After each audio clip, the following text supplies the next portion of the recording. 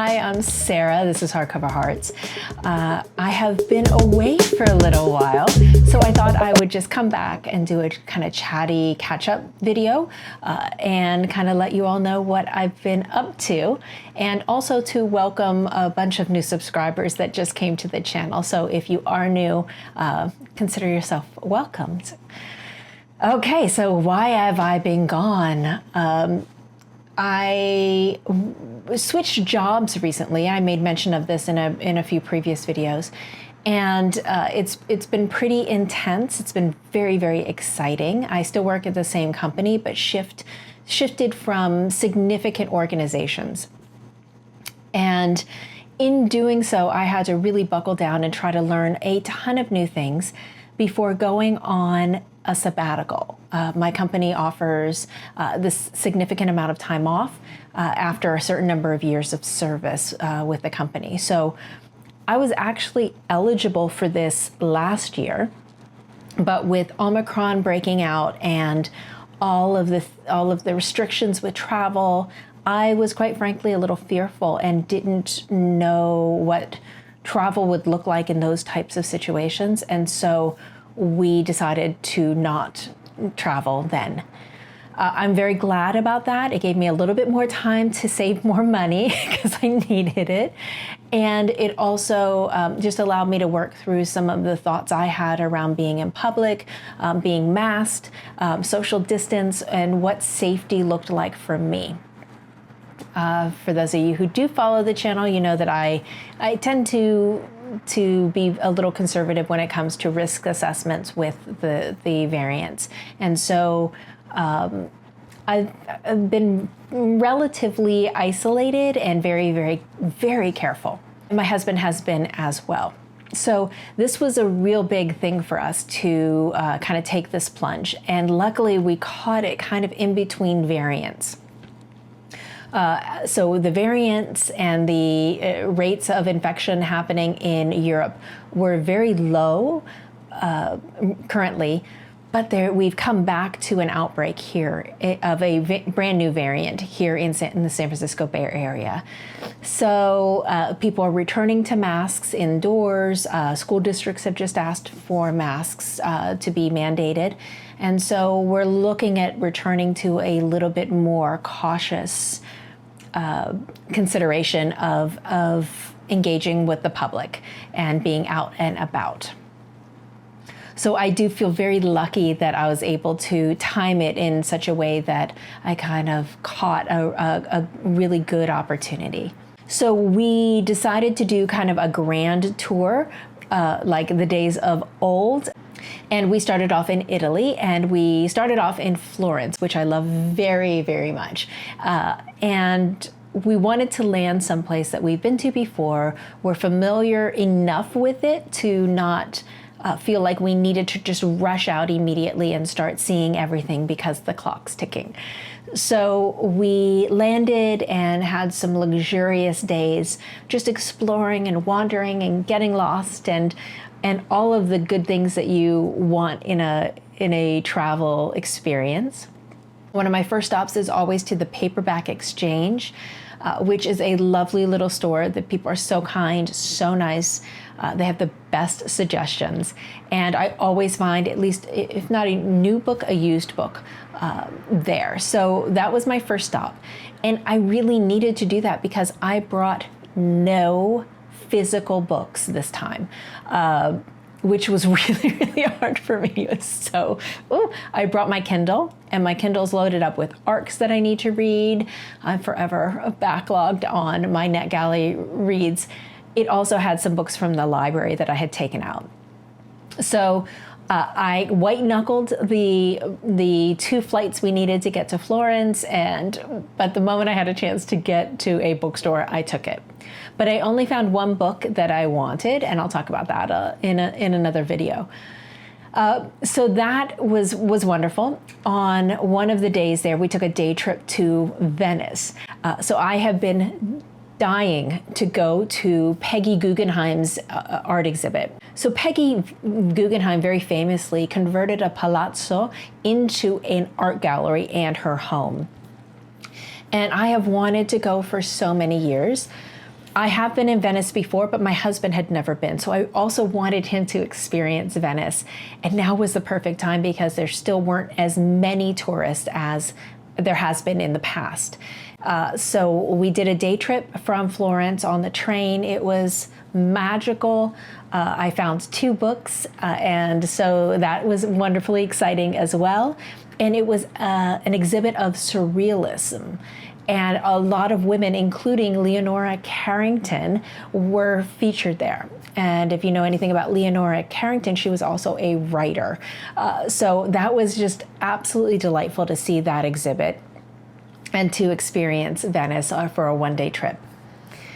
From there, we went up through the Alps, and we did a stay in Lugano. Then we got this train called the Bernina Express that went through the Alps, and it's one of those panoramic ones where it's almost nothing but glass on either side, so that you have just full vistas of everything. Being someone who is afraid of heights, there were a few of those passes that actually made me blanch in terror. But what was most magical about it is as we were going up through, it started to snow. So on April 30th, full springtime, to be going up through the Alps and seeing these huge, huge flakes of snow and everything turn white was pretty much delightful. From there, we stayed in a little chalet that was about a half hour from Chur. Beautiful, really accommodating, lovely, lovely people. And then the next morning, I was gunning to get to Paris. So we took multiple trains and got to Paris that evening. And of course, the first stop in Paris, Shakespeare and Company. So we went to Shakespeare and Company, and I think because of both the pandemic as well as the in all the hype around the Joyce's Ulysses being the 100th, the centennial of the publishing of Ulysses, and the role that Sylvia Beach had in publishing, and she's the owner of Shakespeare and Company, the original owner. There's a line to get in. And I've been there before when there's been lines to get in, and I think they try to limit how many people are in there because it could just be a frenzy. Which is fine with me because I actually need a little space, and again, I'm trying to be very, very careful. So went in, found a few really lovely picks, and that was kind of like the main shopping that I did in Paris. I bought some books there, and then I also bought some books from a store called EC, which is a French language bookstore. So I found some Annie Ernaux, I found some graphic novels that are in French, and it's something I'm trying to do better is to actually be able to expand my reading in French. So that was fantastic. Interesting to note, when I was in Shakespeare and Company, I thanked them for the Year of Reading subscription because I've been doing that for the past 2 years.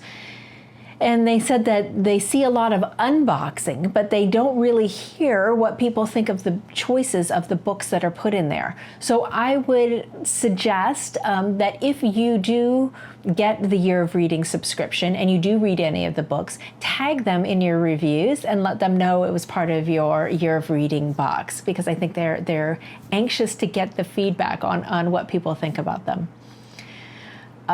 We spent amazing days in Paris. After all of the train trips that we took going up through the Alps, while we originally thought we would do some day trips, we decided not to. And so we just were flaneurs and walked the streets of Paris and ate a ton of food and really luxuriated in cafe and park life. Being able to read at the Luxembourg Gardens, which is one of my favorite places, and the Tuileries, and just anywhere we could was absolutely divine. Absolutely divine. The weather was amazing, and I just felt like I was living a dream. From there, we went to Edinburgh, which we'd never been before, and were blown away by the architecture, by the scope of the city. I know we didn't even touch like a maybe even a third of the amazingness of that city. We only spent 3 days there, but we will definitely try to go back because it was gorgeous, so gorgeous, and we really enjoyed our time there, although it was cold.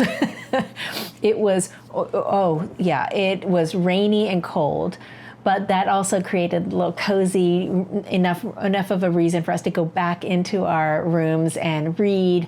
And a couple times, because it was raining outside, everyone was going into the pubs, into the restaurants. And with social distancing, we decided that we couldn't afford to get sick while on this trip, right?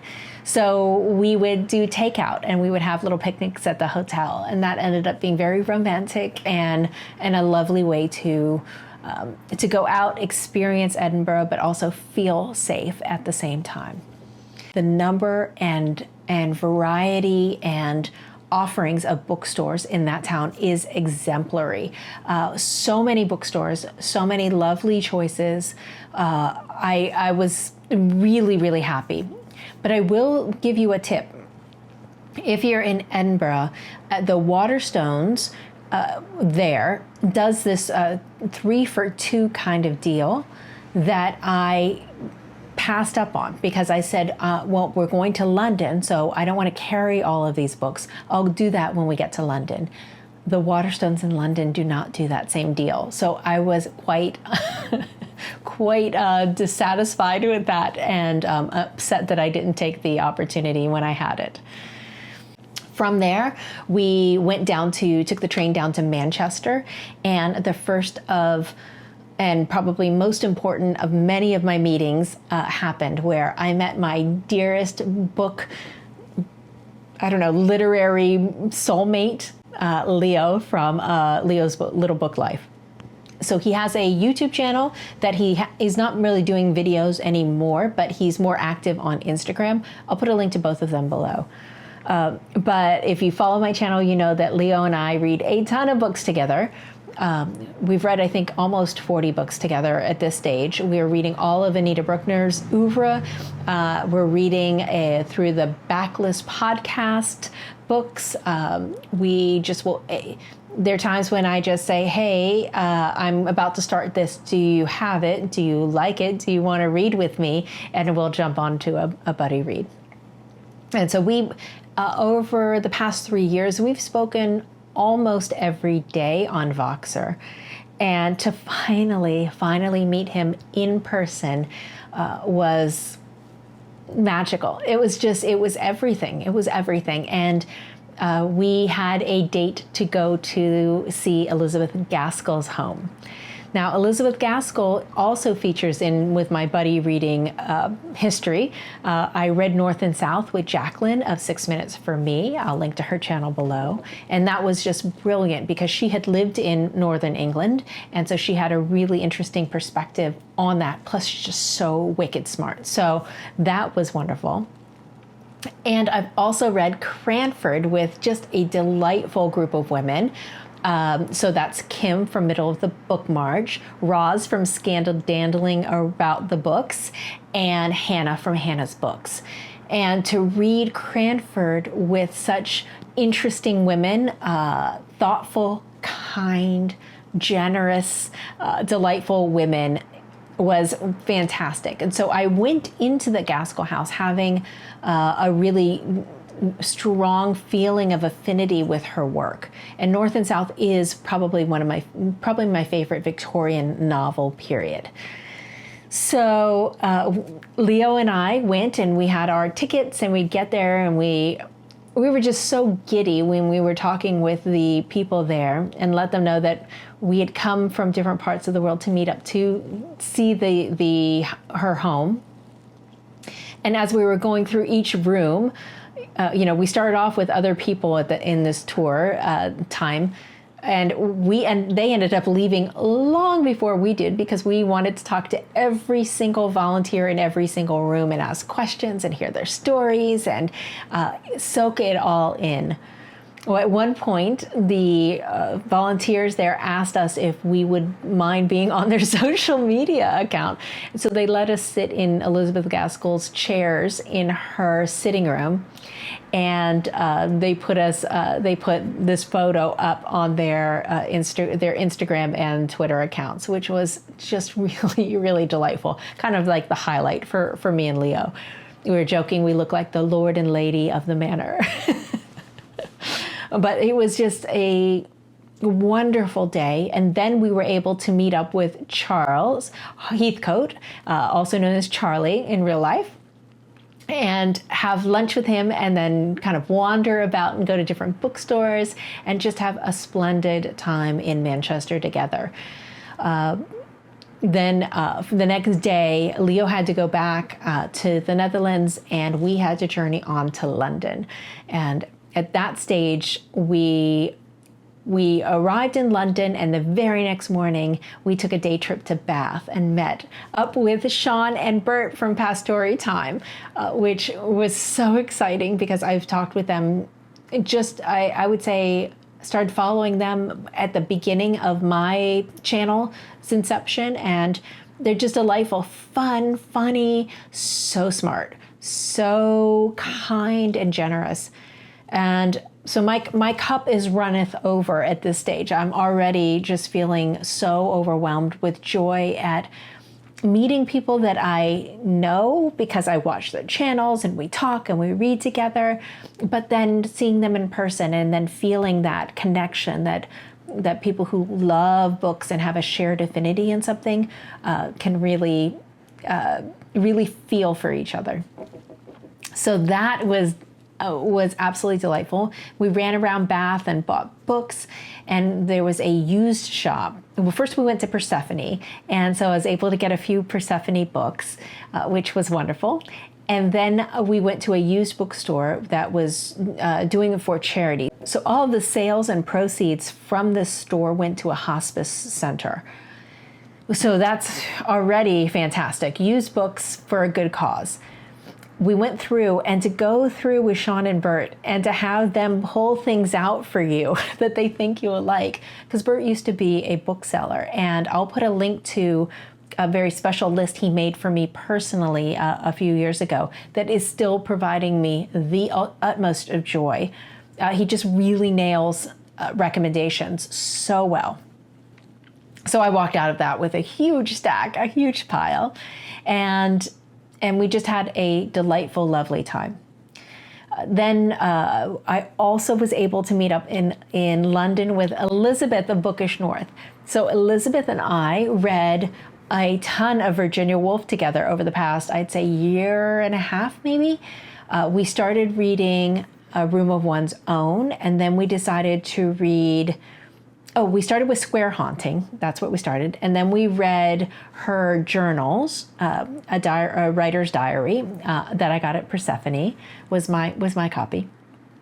Then we read A Room of One's Own, and then we read all of her fiction in publication order.